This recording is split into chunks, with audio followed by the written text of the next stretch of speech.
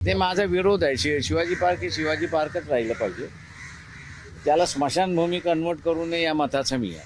बाजूला एक स्मशानभूमी चांगली आहे, मोठी आहे. मध्यंतरी अकोल्याचे जे पालकमंत्री आहेत ओमप्रकाश बच्चू कडू यांना वारंवार सांगूनही ते ऐकायला तयार नव्हते.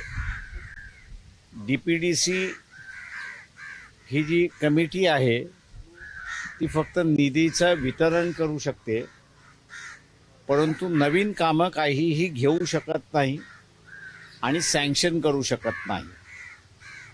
गव्हर्नमेंटच्या कुठल्याही कमिटीवरती किंवा डिपार्टमेंटवरती न सँक्शन असणारी कामं किंवा न प्रपोज केलेली कामं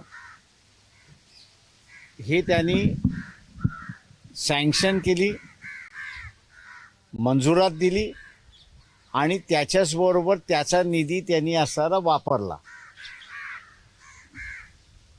आणि यामुळे कोर्टामध्ये आम्ही असणारा गेलो की हे असणारं अपहरण आहे, शासनाच्या पैशाचं असणारं हे चोरी झालेली आहे. जी कामं नाहीत ती कामं सँक्शन करण्यात आलेली आहेत आणि ताबडतोब त्याचा पैसा काढण्यात आलेला आहे. पब्लिक सर्वंट म्हणून जे आहेत त्यांच्यासाठी आता सुप्रीम कोर्टाने स्पेशल कोर्ट इस्टॅब्लिश केलेला आहे. अकोल्यातल्या स्पेशल कोर्टाने पॅरा 7 मध्ये असं म्हटलेलं आहे की प्रायमा फेसी केस ही इस्टॅब्लिश झालेली आहे.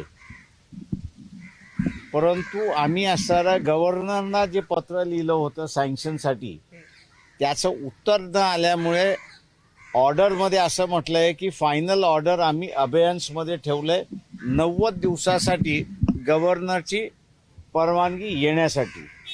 तेव्हा आज आम्ही असणारा गव्हर्नरना त्याच्यासाठीच भेटायला आलो होतो की कोर्टाने प्रायमा फेसी केस आहे म्हणून सांगितलेलं आहे. तेव्हा सरकारने फर्दर इन्क्वायरीची परमिशन त्या ठिकाणी द्यावी आणि गव्हर्नरच्या परमिशनची गरज अत्यंत महत्त्वाची आहे आणि ती परमिशन आम्ही मागण्यासाठी त्या ठिकाणी आलो होतो. गव्हर्नरने फक्त असणारं ती प्रोव्हिजन जी आहे त्याची एक कॉपी आम्हाला मागितलेली आहे आणि कोर्टाने जर दिली असेल तर मग आम्हाला ते ग्राह्य धरावंच लागेल असं गव्हर्नर साहेबांचं म्हणणं होतं. आणि आम्ही एक्सपेक्ट करतोय की 15-1 दिवसामध्ये ऑर्डर जी आहे ती येईल. गव्हर्नरांनी 90 दिवसामध्ये ऑर्डर दिली नाही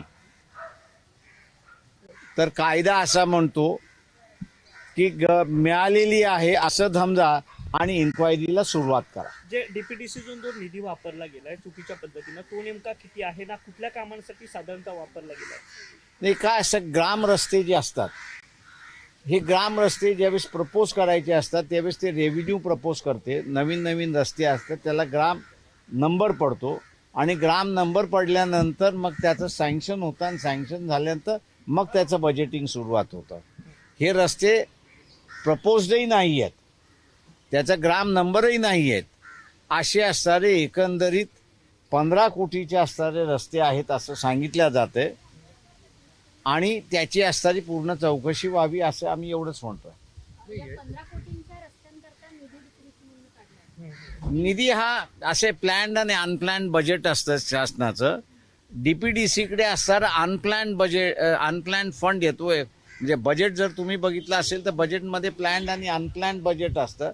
अनप्लॅन्ड मधला फंड्स हा कलेक्टरच्या अकाउंटमध्ये टाकला जातो, तो प्लॅनिंग केला जातो. तो प्लॅनिंग केल्यानंतर त्याचं डीपीडीसी सँक्शन करते. ते सँक्शन केल्यानंतर इथं प्लॅनिंग कमिटीमध्ये येतं. प्लॅनिंग कमिटी मग असणारं जे सेशन येतं त्याच्यामध्ये मांडतं आणि ते प्लॅन बजेटमध्ये खर्च व्हायला सुरुवात होतो. अशी परिस्थिती आहे. असेल जास्ती आम्ही म्हणतोय, आमच्या हाताला जेवढं लागलं तेवढं आम्ही असताना म्हणतोय.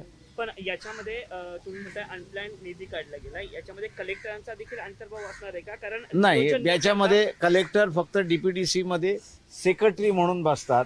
ते ज्युडिशियल मॅजिस्ट्रेट किंवा एक्झिक्युटिव्ह मॅजिस्ट्रेट म्हणून बसत नाहीत. माझा एक प्रश्न असा होतो की जिथे डीपीडीसी कमिटी आहे ती सगळ्या महाविकास आघाडीच्या आणि इतर पक्ष पण असतात, तिथे स्थानिक पदाधिकाऱ्यांना ह्या गोष्टी डावलून केले जात आहे का? आणि अकोल्यामध्ये डीपीडीसीचं इलेक्शनच होऊ दिलेलं नाही पालकमंत्र्यांनी. त्याच्यामुळे असणारं अधिकारी आणि ते मिळूनच तिथे असणारं डीपीटीसी होते अशी परिस्थिती आहे. राज्य दुसरा एक प्रश्न आहे की आता जो सगळ्यात जास्त चर्चेचा विषय सुरू होता तो शाहरुख खानच्या संदर्भात आणि त्या संदर्भात आपण ट्विट पण केलं. तुमची भूमिका काय आहे या संदर्भात? मुस्लिम ह्याच्यामध्ये असणारं मी जे त्यांच्या प्रेत यात्रेला जातो त्यावेळेस तिथे असणारं ही त्यांची प्रथा आहे की ते थोडंसं स्पीक तिथे टाकतात. आता त्यांनी ती प्रथा पाळली असंच म्हणून आपण ते इश्यू सोडला पाहिजे असं मला वाटतंय.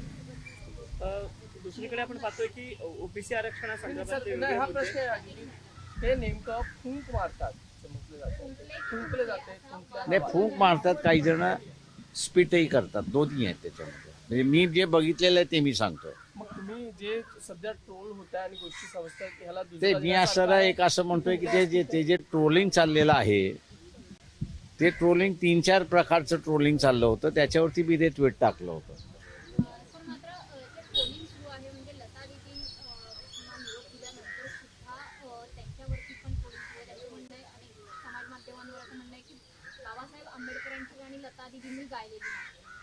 ती कोणाची गाण, ती नेहरूंवरचं सुद्धा गायलेलं नाही, सरदार पटेलवरचं सुद्धा गायलेलं नाही. काही माणसाचे प्रिन्सिपल्स असतात ते तुम्ही त्याला ऑनर केला पाहिजे. अच्छा, पण हे ट्रोलिंग होणं लता दीदी चुकीचं आहे मला काय, तुम्हाला जर बोलायचं होतं काही करायचं होतं ते त्या जिवंत असताना तुम्ही केलं पाहिजे. एकदा माणूस गेला की त्याचा आदरच झाला पाहिजे असं मला वाटतंय त्याच्यामध्ये. शाहरुख खान विषयी एक मिनिट, हा शाहरुख खानवर एक प्रश्न यासाठी की जे सध्या वाद, मला वाटतं वाद सगळं नाहक आहे, याच्यावर पडदा पडला पाहिजे अशा पद्धतीने वाद होता कामा नये. ते बात see this is a composite culture देशाचं. आता काही अंत्ययात्रा जी आहे ते वाजत गाजत येतात. काही अंत्ययात्रेमध्ये दारू पिल्याशिवाय त्याला अग्नी देत नाहीत.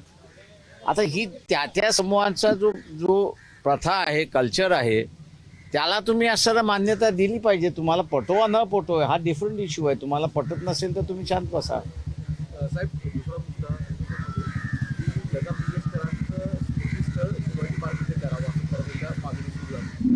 भाजपकडून मागणी. भूमिका काय आहे? कारण की ते माझा विरोध आहे. शिवाजी पार्क हे शिवाजी पार्कच राहिलं पाहिजे. त्याला स्मशानभूमी कन्वर्ट करू नये या मताचं मी आहे. बाजूला एक स्मशानभूमी चांगली आहे, मोठी आहे. मात्र तुमचा विरोध नेमका कशाला आहे? स्मारकाला की अशा प्रकारचे अंत्यविधी? नाही, माझं म्हणणं असं आहे की ते प्लेग्राऊंड आहे. अनेक जण त्या प्लेग्राऊंडवरती घडलेले आहेत. ते एकमेव ग्राउंड आहे ज्याला खेळता येतं. मॅचेस होतात, सगळ्या कॉलेजच्या होतात, शाळेच्या होतात, इतर क्लबच्या अशा होतात. व्यक्तींचं असणारं स्मारक करायचं असेल तर अनेक ठिकाणी अनेक वेगवेगळ्या जागा आहेत. पण मुलांच्या असणाऱ्या खेळाच्या ग्राउंडवरती अतिक्रमण करावं असं मला वाटत नाही. एक प्रश्न असा आहे की काल अनेक जण उपस्थिती लावली, पण काँग्रेसपैकी महाविकास आघाडीमधला एक मोठा पक्ष, महाविकास आघाडीचा काँग्रेसपैकी कुणीच तिथे मोठा नेता दिसला नाही. ते तो त्यांना विचारलेला अधिक बरं आहे.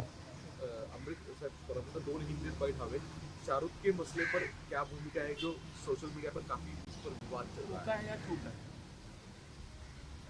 देखिए, जहाँ पर मैं जाता हूँ, मतलब मुस्लिम समाज के अंतविधि को जहाँ जाता हूँ, उनकी भी कहीं कहीं प्रथा है, अलग अलग है उसमें. कई जगह फूंक मारते हैं, कई जगह वो थोड़ा सा थूक भी डालते हैं. तो मैं ये समझता हूँ कि ये कल्चरली हमारे यहाँ काफ़ी बड़ी कल्चर्स है, उसको हम लोग ने रिस्पेक्ट करना चाहिए. और इस इश्यू को मेरे ख्याल से मैं जैसे सोचता हूँ वैसे ना देखते हुए जिस समाज से वो बिलोंग करते हैं उस समाज की क्या रीति या रिवाज है उसको भी हम लोग ने देखना चाहिए. और उसके बाद मेरे ख्याल से अगर टिप्पणी करेंगे तो उचित होगा, नहीं तो वो सिर्फ कंट्रोवर्सी होती है और दूसरा कोई होता नहीं है. मैं समझता हूँ कि इसको बरी करना ही उचित होगा. सर, लता मंगेशकर इनका स्मारक बनाया जाए शिवाजी पार्क में, ऐसी एक मांग आ रही है. इस पर आपकी क्या राय है? देखिए, उस प्लेग्राउंड को जो है वो हम लोग बचपन से देख रहे हैं. वहाँ स्कूल की मैचेस होते थे, आज भी हो रहे हैं, कल भी होंगे. बहुत कम ग्राउंड है जो बचे हैं बम्बई में. मैं ये समझता हूँ कि स्टूडेंट्स को देखते हुए, विद्यार्थियों को देखते हुए और जहाँ जिस तरीका वो प्लेग्राउंड में मेरे ख्याल से नेशनल और इंटरनेशनल प्लेयर्स निर्माण किए हैं, वो प्लेग्राउंड में रहना चाहिए। लता दीदी का जो है वो स्मारक कहीं भी और बन सकता है। सर साथ ही में लता दीदी ने कभी बाबा साहेब अम्बेडकर के गीत को नहीं गाए। नहीं, मेरे ख्याल से उनका जीवन अगर कोई भी देखे तो मैं समझता हूँ किसी एक व्यक्ति पर उन्होंने गाया नहीं, देश के लिए वो गाती रही है। तो मेरे ख्याल से जिन व्यक्ति का जो प्रिंसिपल्स है उस प्रिंसिपल को हम लोग ने आदर करना चाहिए। थँक्यू सर सर एक सर हे काढून घ्या थँक्यू. सर ओबीसी ओबीसी संदर्भात काही उद्या सर्वोच्च न्यायालयामध्ये राजकीय आरक्षण ओबीसीच्या संदर्भात याचिका दाखल आहे. राज्य सरकारकडनं दावा केला जातोय की आरक्षण हे टिकेल. तुमचं स्वतःचा यातला अभ्यास काय सांगतोय, तुमचं स्वतःचं मत काय? माझी एक विनंती आहे की लॉर्डशिप खानविलकरांच्या जजमेंटमधला लोकांच्या माहितीसाठी पॅराग्राफ 46, 47, 48 याचं वाचन जर झालं तर लोकच निकष काढतील की हा जो अहवाल तयार करण्यात आलेला आहे तो टिकेल की न टिकेल. कारण का कोर्टाचं 27% आरक्षणाला कुठेही विरोध नाही आहे. त्यांचा विरोध जो आहे तो की तुम्ही ज्यांना देताय त्यांच्या संदर्भातला तुम्ही काय स्टडी केले ते आम्हाला सांगा, म्हणून त्यांनी तो शब्द इम्पिरिकल डेटा हा वापरलेला आहे. आता या मागासवर्गीय आयोगामध्ये हा इम्पिरिकल डेटा आहे की नाही हेच कोणाला माहीत नाही. त्याच्यामुळे असं कॉमेंट करणं या क्षणाला उचित होणार नाही असं मला स्वतःला वाटतं. भुजबळसारखे नेते म्हणतात की 100% यावेळेस राजकीय आरक्षण टिकेल आणि सर्व ते त्यांनी वाचलेलं आहे म्हणून ते सांगतात. आम्हाला वाचलेलं मिळालेलं नाही. कदाचित वाचायला मिळालं तर मत माझंही मी मांडेल. एबीपी माझा, उघडा डोळे बघा नीट.